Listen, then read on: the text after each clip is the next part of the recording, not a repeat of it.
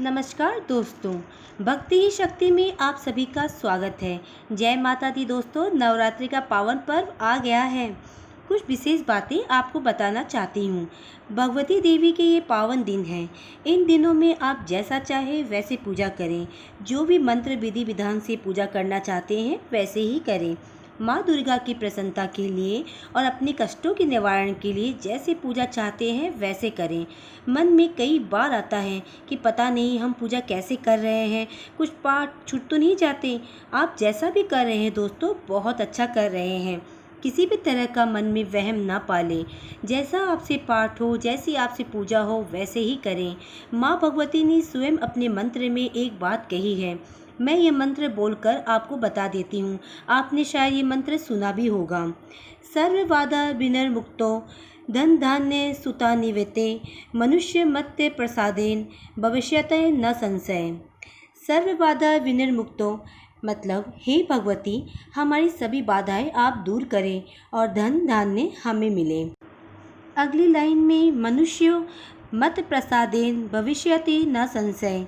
जिस मंत्र की आप प्रार्थनाएं कर रहे हैं, जिस मंत्र को आप पढ़ रहे हैं, जिस साधना को आप कर रहे हैं, उसके प्रति आपके मन में जरा सा भी वहम नहीं होना चाहिए। इस मंत्र में माँ ने कितनी बड़ी बात कही है। इसलिए दोस्तों, जैसा आप चाहे वैसे ही आप पूजा करें। इन दिनों पूजा आप जैसे कर रहे हैं बहुत अच्छी कर रहे हैं। एक बात आपको और बताना चाहूँगी दोस्तों, कई बार हम घर में अखंड दिया करते हैं। वो हमसे कई बार हमारी लापरवाही से या किसी न किसी कारणवश हमसे बुझ जाता है, वो शांत हो जाता है। अगर ऐसा होता है तो हम बहुत भयभीत हो जाते हैं कि कहीं कुछ ना कुछ हो ना जाए। नहीं, आप मत डरिए, ऐसा कुछ भी नहीं है। कई बार लापरवाही हो जाती है, सही टाइम पर हम दिए में घी नहीं डाल पाते और बहुत सारे ऐसे कारण हो जाते हैं जिससे अखंड दिया शांत हो जाता है। आप जरा भी सोचिए दोस्तों, क्या माँ भगवती ऐसी है जो केवल दिए की जोत बंद हो जाए तो क्या माँ हमसे गुस्सा हो जाएगी? क्या आपको ऐसा नहीं लगता कि माँ क्या इतनी इतनी बातों के लिए हमसे गुस्सा हो सकती है? नहीं दोस्तों, जन्म देने वाली माँ भी ऐसी नहीं होती। माँ चाहे आपकी हो या मेरी हो, माँ तो माँ होती है। माँ दयालु होती है, ममतामयी होती हैं।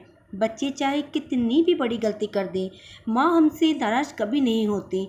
अगर गलती हो भी जाए तो माँ उसे बहुत जल्दी क्षमा कर देती थी, उससे नाराज़ नहीं होती। इसलिए माँ दुर्गा भी आपसे अप्रसन्न हो जाए ऐसा हो ही नहीं सकता। माँ आपसे हमेशा प्रसन्न ही रहेगी। एक बात और भी है, कई बार हम कोई पूजा या भजन, कोई अनुष्ठान, जगराता माँ को बोल देते हैं कि अगर मेरा ये काम हो गया तो मैं ये कराऊंगी या करवाऊंगा। अगर ऐसा हो जाता है, ये पूजा करूंगी तो ये पूरा हो गया तो मैं करवा दूंगी। कुछ साल बीत जाने के बाद हम ये नहीं करा पाते। कोई भी कारण हो सकता है, कोई मजबूरी हो सकती है। तो उसके बाद क्या होता है, कुछ टाइम बाद हमारे काम बिगड़ने स्टार्ट हो जाते हैं। कभी कुछ बुरा होता है या कोई बाधा आती है, सडनली ऐसा होता है वो। तो हम ये सोचते हैं शायद मैंने वो मन्नत पूरी नहीं की इसलिए ऐसा हो रहा होगा, या मैंने वो पाठ बोले या पूजा बोले मैं नहीं कर पा रहा हूँ तो ऐसा हो रहा होगा। नहीं दोस्तों, आप ये वहम ना पालें, अपने दिमाग से वहम निकाल दें। भगवान हमारी किसी भी चीज़ के मोहताज नहीं है, वो किसी चीज़ के भूखे नहीं हैं। वो तो स्वयं हमें देते हैं, हम उन्हें क्या दे सकते हैं।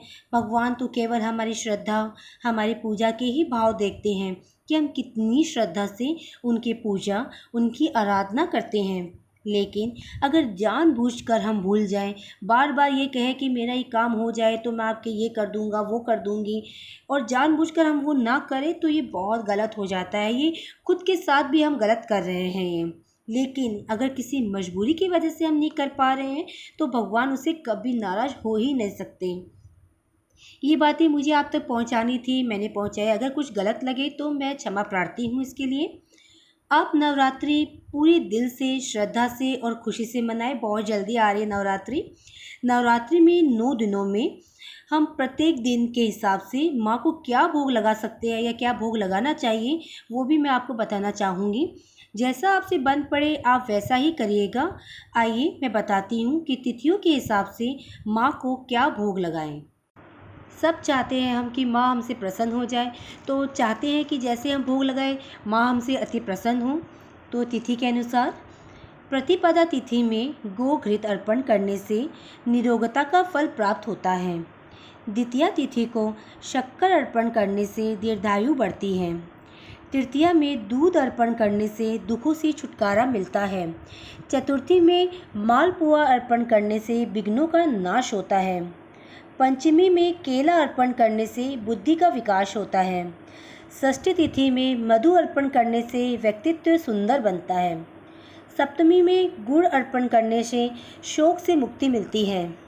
अष्टमी में नारिकेल अर्पण करने से संताप का और विलाप का निवारण होता है।